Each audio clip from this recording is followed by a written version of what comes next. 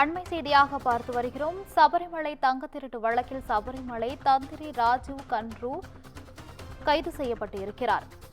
இதுகுறித்த கூடுதல் விவரங்களுடன் இணைகிறார் எமது செய்தியாளர் ஹேமலதா அவர்கள். வணக்கம் ஹேமலதா, கூடுதல் விவரங்களை தரலாம். வணக்கம் கோகிலா.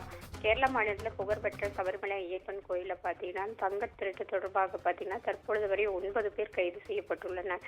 இந்நிலையில பாத்தீங்கன்னா முக்கியமான சபரிமலையில முக்கியமாக கருதப்படுவர் தந்திரி சபரிமலையில எந்த பூஜைகளும் நடைபெறாது, இவர் தலைமையில தான் நடைபெறும். மேலும் சபரிமலையில எடுக்கக்கூடிய முக்கிய முடிவுகளும் தந்திரி அவங்கள கொண்டுதான் எடுக்கப்படும். இந்நிலையில பாத்தீங்கன்னா அந்த தாளமன் குடும்பத்தை சார்ந்தவர்கள் தான் இந்த தந்திரிகளாக இருக்கக்கூடியவர்கள். அதுல பாத்தீங்கன்னா கண்டாரு ராஜீவர் பாத்தீங்கன்னா இந்த தங்கத்திரட்டு தொடர்பாக தற்பொழுது சிறப்பு விசாரணைக்குழு பல மணி நேரம் அவரிடம் திருவனந்தபுரத்தில் வைத்து விசாரணை செய்து தற்பொழுது அவரை கைது செய்துள்ளதாக தகவல் கிடைத்துள்ளது. மேலும் பாத்தீங்கன்னா இந்த முக்கியமான இந்த தங்க திருட்டுல முக்கியமான நபர் அப்படிங்கிறது உன்னி போற்றி அவருக்கு அங்க சபரிமலையில என்ன சொல்றதுன்னா உதவி மேல் சாந்தியாக பொறுப்பு வழங்கப்பட்டதாக இவர் தான் அப்படின்னு சொல்லப்படுகிறது. விசாரணை குழு பாத்தீங்கன்னா இவரை இதுவரைக்கும் வெளியில காட்டாம, ஏன்னா இவர் முன்ஜாமீன் வாங்கி வழக்குல இருந்து தப்பிக்க கூடும் அப்படிங்கறதுனால விசாரணை குழு தற்பொழுது வரை வெளியில் தெரிவிக்காமல்